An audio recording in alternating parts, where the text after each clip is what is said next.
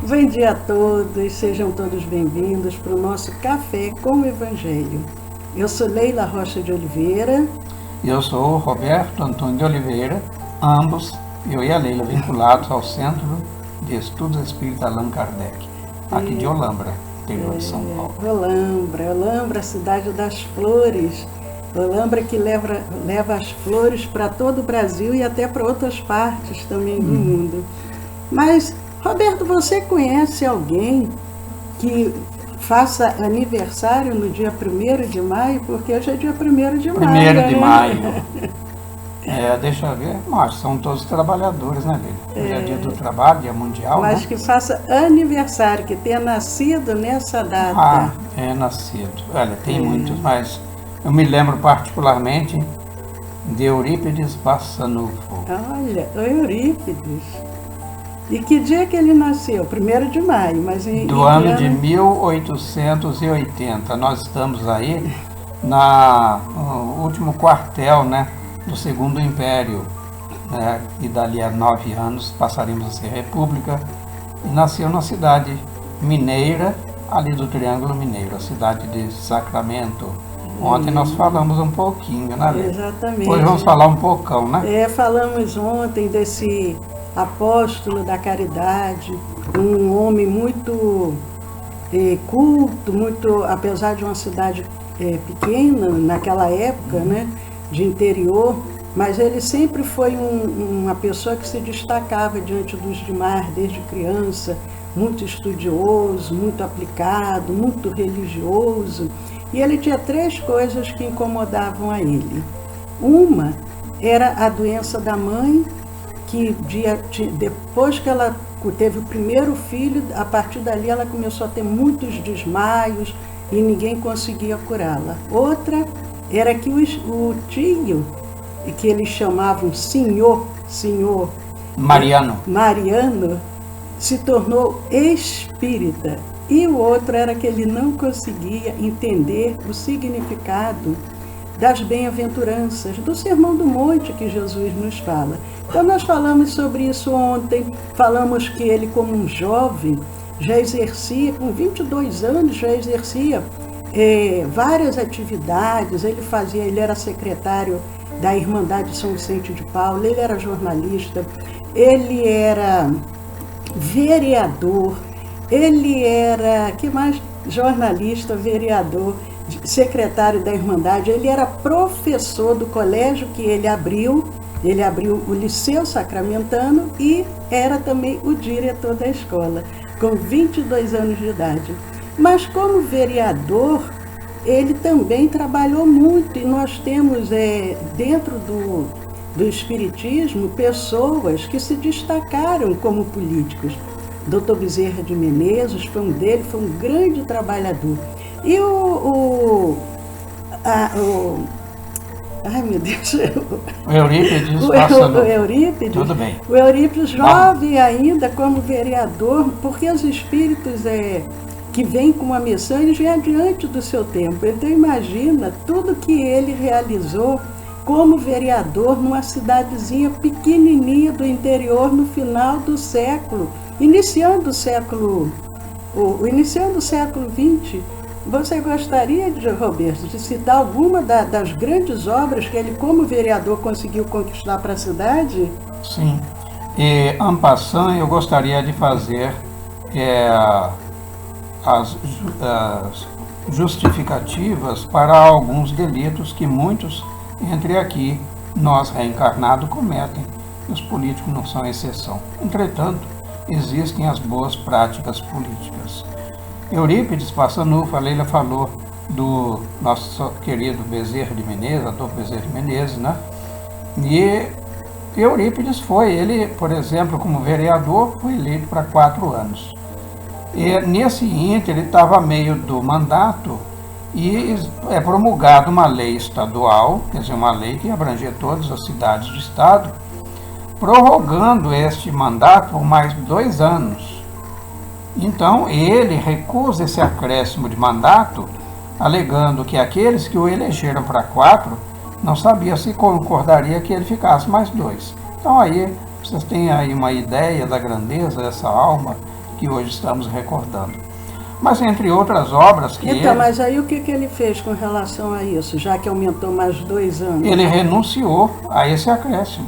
Né? Sim. Para a tristeza dos demais pares dele, os demais vereadores que tinham nele uma pessoa de escola, honesta, reta, ética.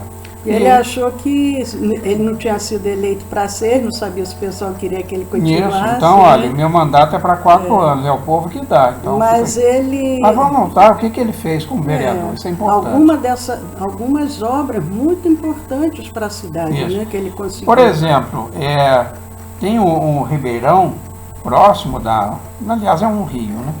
Próximo a Sacramento, e na época não existia energia elétrica. E a energia elétrica era algo muito ansiosamente esperado. A iluminação era da lamparina, né? Lampião a gás ali no arruamento, né? Das centrais ali da então Sacramento. E ele constrói uma usina hidroelétrica, porque ele tinha convicção de que com a energia elétrica haveria mais facilidades, né? Sobretudo no dia a dia para as pessoas. E além disso, ele constrói, facilitando a vida dos deslocamentos, o bonde a vapor. Porque existia a cavalo, né? Mas a vapor, então era mais confortável, mais amplo, mais pesado, a energia motriz, né? Muito interessante. E o cemitério também, né, Leila? Então, 3 obras. E outra coisa também, assim, pelo menos para toda a população, principalmente para quem é dona de casa, que foi a água encanada, imagina, porque é lugar de interior, muitos lugares até hoje ainda não tem água encanada, e ele conseguiu também trazer, com a usina hidrelétrica, conseguiu trazer água encanada para toda a cidade. Então, ele não foi simplesmente um vereador, ele foi aquele vereador que soube fazer a diferença para a população daquela cidade onde ele vivia. Agora, o Eurípides teve uns momentos de tristeza também, né? Muitos, né? Como todo missionário, com certeza. Mas a tristeza dele era de outra natureza. Eu me recordei agora de que numa determinada época ele tinha muita facilidade em desdobrar-se, né? Era chamado fenômeno de bilocação ou bicorporeidade. Então ele é guindado, ele é levado, é conduzido a esferas muito acima da nossa. Estão falando em termos de distância, né? Acima da Terra. E até um determinado momento em que ele para e ele contempla aquele espaço e sente-se muito envolvido, um aroma, um perfume, a fragrância que exalava dali e a sensação de conforto. Mas então ele depara-se com alguém. E esse alguém era o Mestre Jesus. Porém, Eurípides percebe que ele estava entristecido, estava contristado, né? E algumas lágrimas eram vertidas do Mestre. Eurípides fica incomodado e pergunta: Mestre, por quem choras? Será por aqueles que não o conhecem? Porque Jesus fez um empenho muito grande, muitos missionários vieram depois dele, porém a Jesus responde-lhe, isto aí iria impactar um pouco ao Eurípides, impactou também um pouco a mim, eu compartilho com vocês. Ele fala assim: não, eu não choro por estes que nos desconhecem, que são merecedores do nosso maior carinho, mas por aqueles que conhecem e que não praticam o meu evangelho. Gente, olha o patrimônio que nós temos na mão, que tem na dimensão direta da responsabilidade, né? Com certeza. E Eurípides, quando nós comentamos ontem, né, com relação a esses 3 incômodos, a doença da mãe, o tio que se torna espírita, ele não conseguia entender a mensagem das bem-aventuranças. Mas quando o tio coloca nas mãos dele o livro de Leon Denis, era Além da Morte, e ele começa... Além da Morte? Ai, meu Deus, agora não Além da Morte, né? Isso, Ele começa a partir daquele momento ele se toca muito. E ele lê aquele livro em uma noite, e a partir dali ele se torna espírita, e ele começa a desenvolver as mediunidades que ele possuía, que ele não sabia. Então, ele tinha mediunidade de cura, de vidência, de bicorporeidade, vários tipos de mediunidade. Inclusive, numa noite eles estavam reunidos, que eles faziam as reuniões na fazenda. E ele Fazenda Santa Maria, para quem perdeu ontem, só para recordar. E ele diz, tio, você conhece alguém chamado Carlos? E ele diz, sim. Aí o tio pensa, conheço sim, ele mora em tal lugar, lá dentro do mato. E ele falou, nós precisamos ir lá. O tio falou, mas agora à noite, dentro dessa escuridão, tem bichos e tudo, é um perigo. O tio diz, não, vamos amanhã. Vamos amanhã. E ele diz, não tio, temos que ir hoje, insiste com o tio, e vão. E chega lá, aquele homem que vivia sozinho, que tinha a lepra, a hanseníase, já estava 3 dias sem se alimentar, sem beber água, sem nada. Ele foi levado pela família, né, Lê? Ele deixado lá para não contaminar os demais. Não existia tratamento, ainda mais naquele lugar. Então, o Eurípides vai com o tio, alimenta aquele homem, e ao final ele dá um beijo na testa daquele irmão. E o irmão fica curado da hanseníase. E dali ele consegue curar outras pessoas. A própria mãe depois se cura, através de Eurípides, daqueles desmaios, porque na realidade o que ela tinha era um espírito obsessor. Então ela também consegue se curar. E quando Eurípides ele abre nessa farmácia homeopática que nós comentamos ontem, ele fazia medicações, às vezes antes da pessoa chegar, a medicação, quando a pessoa chegava na porta, ele já estava com o vidrinho do remédio homeopático. E Dr. Bezerra de Menezes foi aquele que também ajudou Eurípides para esses tratamentos, para o lado da homeopatia. Então foi assim, ele trabalhava muito. Então ele mesmo fundou esse jornal, ele escrevia para o jornal sobre medicina, sobre o espiritismo. Só que o que aconteceu? Era Gazeta de Sacramento. A cidade pequena, quando descobriram que ele era espírita, todo mundo adorava as aulas dele, ele tinha um método assim excepcional. Mas quando descobrem que ele se tornou espírita, o que aconteceu, Roberto, com o colégio? Então, veja bem, uma comunidade eminentemente católica, né? O espiritismo ali, até porque existia uma lei que colocava o espiritismo no mesmo nível das bruxarias, da prática legal de medicina, e então era proscrito, ou seja, aqueles que frequentassem os centros espíritas, né?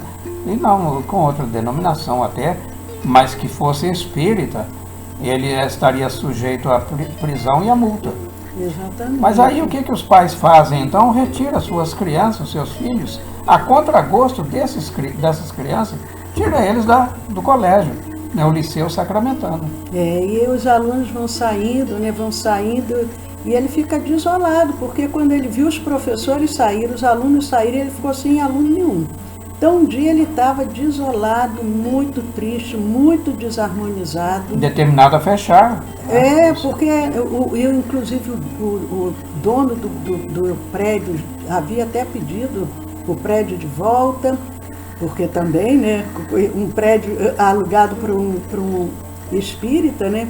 Então ele estava muito desarmonizado, muito triste, e aparece um espírito, uma luz intensa, aquele espírito iluminado. Aí ele pensa, não, isso daí não é possível que um espírito superior venha conversar comigo agora com a desarmonia que eu estou sentindo. É uma mistificação. Né? Isso é uma mistificação, ele não acreditou, não deu confiança. Aí o que o espírito fez, Roberto? Sim, ele era dotado, entre outras possibilidades mediúnicas, do dom da psicografia mecânica, né? Ou seja, independente da vontade, ele querendo ou não. Então, a mão dele começa a escrever, a mão direita. E aí quem se identifica é a serva de Jesus, a Maria, a que benfeitor Bezerra de Menezes chamava de Santíssima, a mãe de Jesus mesmo. E ela diz a sua serva de Jesus. e estou aqui para dar-lhe uma orientação. Você não feche o colégio. Agora mude-lhe o nome de Liceu Sacramentano, que é um resquício lá do passado. Você bota Colégio Allan Kardec. Olha só que determinação direta, né? Mais do que isso, até eu, assim, eu estou indo lá para o Rio de Janeiro, falei, não, vou mudar, vou lá para Mato Grosso. Mas ela disse que ia dar todo o apoio. Todo ele, o né? apoio, não lhe faltaria. E realmente não faltou, gente. E ele vai, abre a escola então no próprio lar, porque ele já não tinha mais a escola. E a primeira pessoa que ele começa a educar foi a própria mãe, que era analfabeta. Começa a alfabetizar. Foi trazendo aquelas pessoas... A dona Jerônima, né, Leila? Conhecida Jerônima, como Dona Meca. Foi trazendo as pessoas da fazenda. Maria disse, isso é que eu achei muito interessante, que nessa psicografia, Maria diz para ele, quando ele volta do transe, é que ele lê. E aí ela diz, olha, institua o evangelho do meu filho todas as quartas-feiras e ensine astronomia. Astronomia, vocês vão ficar pensando aí por que ela sugeriu isso. Mas aí ele começa a educar, a alfabetizar aqueles adultos. Começam a vir e às quartas-feiras, quando fazia o evangelho e o estudo do livro dos Espíritos, vocês lembram, ontem nós comentamos que aquele pessoal da fazenda, Santa Maria, eles eram médios e muitos médios de efeitos físicos.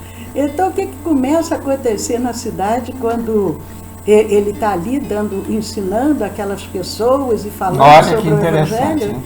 Toda a cidade ouvia as aulas dele. Toda. E alguém perguntava, mas o que houve? Porque não tinha alto-falante, não tinha sistema de som, imagino, para aquela época. Fala assim, olha, é o seu Eurípides que está dando aula. E aí, Leila, o que ocorre com os pais que tinham retirado suas crianças de lá? E as crianças desoladas, com aquela saudade daquele mestre tão ele era muito especial, né? Aí não tinha palmatória, né? Os pais aos poucos foram voltando.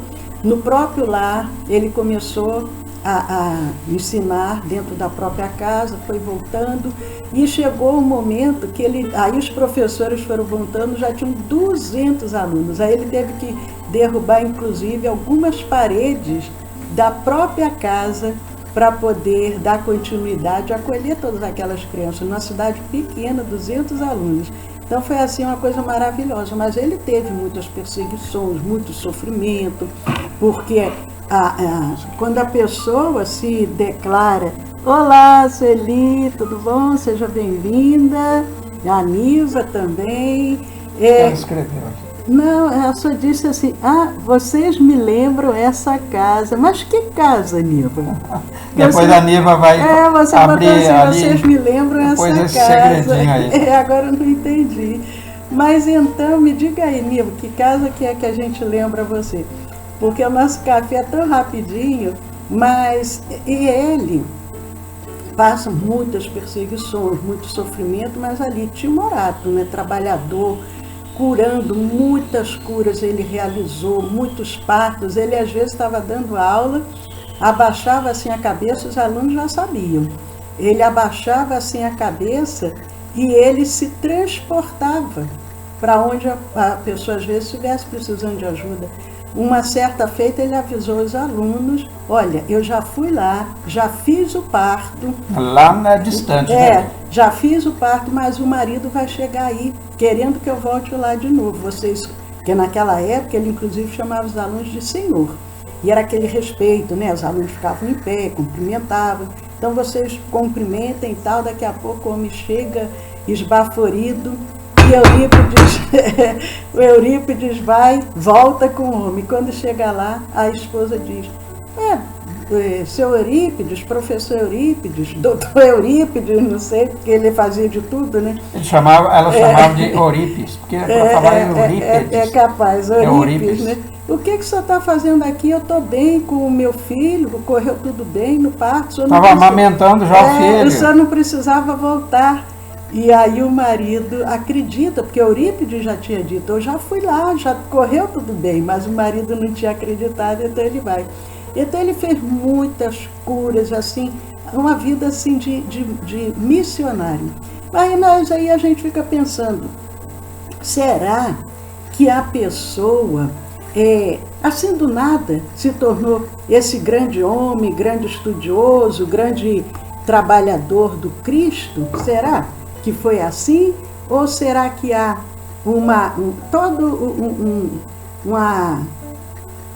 uma vida, né? Várias existências por trás disso tudo? O que você acha, Roberto? Veja bem, tudo tem um suporte no que ontem nós fizemos, né? Ou seja, aquilo que nós adquirimos como patrimônio imortal, nós não perdemos jamais. Exemplo é o que narra a sobrinha neta do Eurípides, Corina Novellino, no livro A Grande Esperança, dá conta de que o Eurípides tinha convivido entre os essênios. Ele tinha sido discípulo de Inácio de Antioquia. E Inácio foi um daqueles seguidores do Cristo que foi supliciado nas arenas romanas, né? Entregue às feras. E também o Emmanuel, no livro, fala sobre essa vivência dele com o João, o evangelista, porque Inácio de Antioquia fora discípulo de João Evangelista. E por aí estabelece-se essas vinculações. Por isso que quando Eurípides, lá atrás, ainda sem ter se convertido ao Espiritismo, ele ouve o próprio João Evangelista manifestar-se através do senhor Aristides, que eram aqueles serviçais da fazenda, analfabeto. Ele mal sabia fazer um ó com o fundo de uma garrafa, era assim como eles diziam, mas tão analfabeto. E através dele, que era médium. Então, manifesta-se o espírito de quem lê? Do João Evangelista. Ninguém mais, ninguém menos que o João Evangelista. Falando sobre as bem-aventuranças, que ele tinha tanta vontade de entender o significado. Mas Emmanuel fala também no livro Ave Cristo, que o Eurípides ele também foi um escravo, foi o Rufo.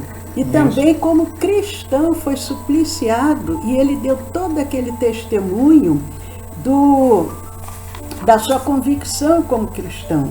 Mas no livro Allan Kardec, o educador e o codificador, Eusébio João Tuiu também fala da época de Eurípides, na época de Pestalozzi. Ele foi amigo de Pestalozzi, ele foi o João Lavater. Então, por isso ele tinha tanta afinidade com essa educação tão diferenciada, né? Esse mesmo método. Pestalozzi, porque não tinha, e em Sacramento já existia isso, né? A premiação, existia o castigo, que era as palmatórias, existiam os grãozinhos de cereais para botar as crianças ajoelhadas ali. Mas Johannes Gaspar Lavater foi, então, contemporâneo de Anton Henry Pestalozzi. Era amigo de Pestalozzi. Mas o nosso tempo já ultrapassou. Já ultrapassou. Mas vamos terminar? Vamos terminar agora, não. Vamos terminar para que vocês pesquisem a vida desse apóstolo da caridade. Pode falar da desencarnação dele? Não. Eurípides, ele terminou o nosso tempo. Só para que a gente saiba que os espíritos trabalham nos dois planos da vida. Então ele continua num trabalho intenso, maravilhoso no mundo espiritual, dirige vários trabalhos, e um dos trabalhos que ele dirige com muito carinho, com muita afinidade, que muitos grupos espíritas seguem, é a evangelização do espírito. É uma forma diferenciada de evangelização, porque ele diz que nós não estamos evangelizando a criança, nós estamos evangelizando o espírito. Então, o trabalho dele prossegue de uma forma intensa, como todo espírito, nesse processo que já adquiriu uma evolução maior. Então, que nosso querido... Evelyn, seja bem-vinda, minha querida Emanuela. Vamos terminando. Pedimos até desculpa porque ultrapassamos já um pouquinho do nosso tempo, 5 minutos hoje, que a nossa proposta é sessão uns 20 minutos de café, mas falar do Eurípides é o que eu disse, teríamos causos aí para um mês, É só um degustezinho para que a gente possa conhecer um pouquinho desse missionário do bem, missionário do Cristo, esse trabalhador incansável. Então, que Jesus nos abençoe. Hoje é sexta-feira é dia de happy hour, então sexta-feira nós não temos nenhuma atividade à noite, mas amanhã, às 10 horas da manhã, nós temos evangelização da família, é a primeira parte com os pais, com os adultos, e a segunda parte é o evangelho, a evangelização da criança. E amanhã à tarde, às 2 horas da tarde, nós temos o nosso curso de magnetismo. Todo primeiro sábado do mês, o curso de magnetismo. Então estão todos convidadíssimos. Coloquem aí na agenda. Um beijo grande, um dia maravilhoso, de muita paz. Amanhã, 10 horas da manhã, todos aqui para o Evangelho da Família. E amanhã, 14 horas, no nosso curso de magnetismo. Paz a todos. Saúde sempre. Obrigado.